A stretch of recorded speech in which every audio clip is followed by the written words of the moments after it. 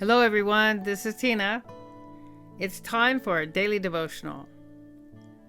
In our pursuit and our belief in God, there's a lot of times that we may fall short. But God knows what we're going to face in the process of change. So one thing we should never do is give up. Let's read a passage of God's words.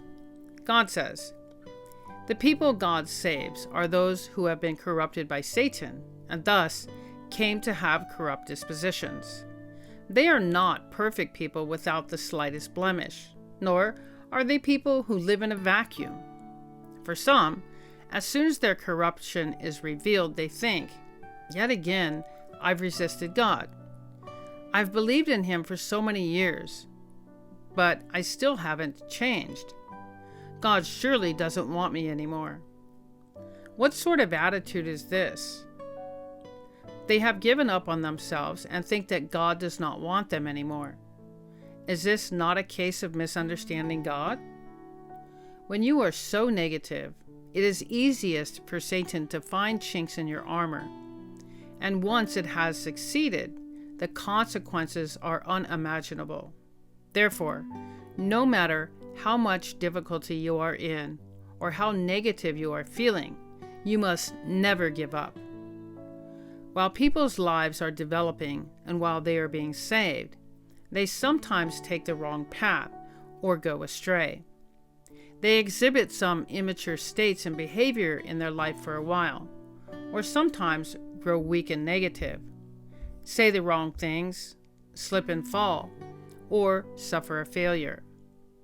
From God's point of view, such things are all normal, and He would not make a fuss over them.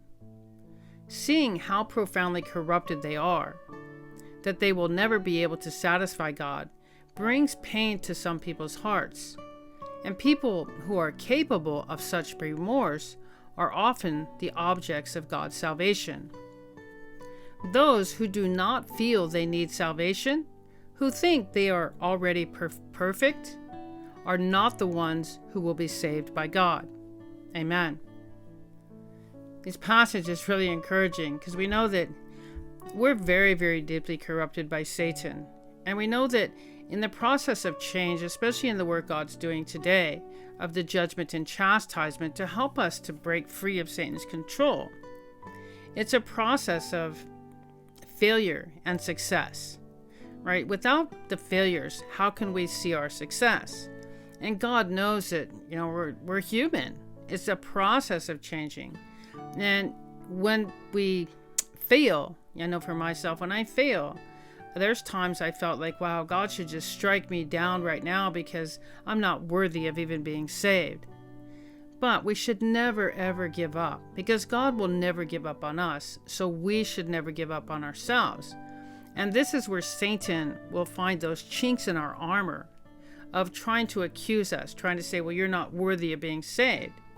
And the consequences can be unimaginable of maybe even turning our backs on God, of falling off the right path.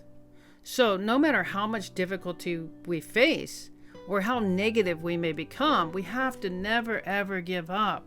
And as we're developing within this change of changing our corrupt disposition, of trying to break free of Satan's control, this is how God saves us. And God's watching our every thought. He's watching our failures, how we deal with it. He's looking at our heart. Because when we fail, if we don't have no remorse, can we really be saved? No, right? So there's times that God knows we're going to be immature, we're going to be weak, we're going to be negative, we're going to say the wrong thing, slip up, and have these failures. And God looks at these things knowing that it's very normal. It's a normal process within the change that we need to encounter.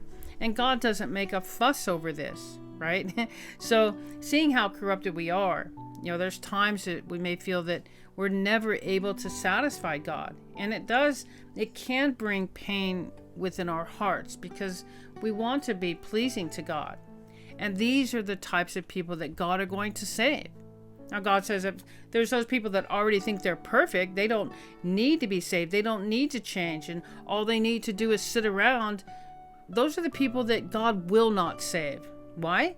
because they have no remorse. They don't really know themselves. They don't feel bad when they're displeasing to God.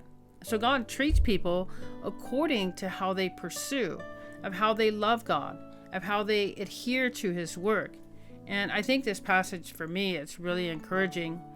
And the change process, seeing that if God struck us down when we failed, nobody would be able to survive. So we can see that God is always there for us when we fall, to catch us, to get us back going, also to judge us when we fall out of line. So this is the correction that we need to be able to break free of Satan's control. So I really like this passage of words, because I've been in that state of being negative and sometimes thinking, well, I'm not worthy of being saved. But I see from God's words that that's actually a good trait of having that remorse in our heart. So I just wanted to share this passage with you. If you'd like to share your understanding, please feel free to do so. And we'll talk to you soon. God bless you and have a wonderful day. Bye.